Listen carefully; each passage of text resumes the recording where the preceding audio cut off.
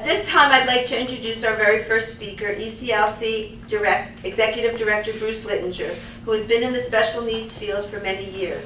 First as a teacher, then as an administrator, and for the past 16 years, leading ECLC of New Jersey. At ECLC, we truly understand the impact that this piece of legislation will have on people affected by autism spectrum disorders and to their families. ECLC was founded in 1970 by a group of parents who felt there were a lack of options available to their young children with special needs.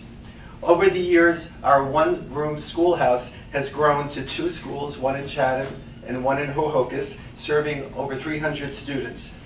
While our roots were in education, ECLC quickly branched out into adult programs because of the gap in opportunities after graduation. PRIDE program 6 years ago with a small number of ECLC graduates and help from people like Linda Fiddle and her foundation in a couple of tiny rooms. And I'm pleased to tell you that today we have a presence in Bergen and Morris County with over 140 adult clients. At PRIDE, our centers use the center for many activities, but they're out in the community each and every day, whether it be for book club, volunteering, fitness, and more. Up until just recently, there were very few options and programs available for students with significant disabilities as they exited the public school system. In most cases, they were relegated to very few choices, and many just remained at home and languished. Thanks to state agencies such as D-D.J, DVRS, and legislators like Senator Menendez, as of late, I have begun to see the introduction of wonderful new, stimulating, and exciting options for young adults as they exit schools in our state. I emphasize this was not always the option. We are so grateful for the extraordinary work of Senator Menendez and all you've done on behalf of people with disabilities. Senator Menendez is working to make a difference in the lives of New Jerseyans, especially fighting on the behalf of people with special needs, the result of which you see right now. I am thrilled and honored to welcome Senator Menendez back to PRIDE. I came here to the PRIDE Center last July and talked about, at that time, my Age In Act, as well as the reauthorization of what was then known as the Combating Autism Act. And we are here to talk about promises made and promises kept.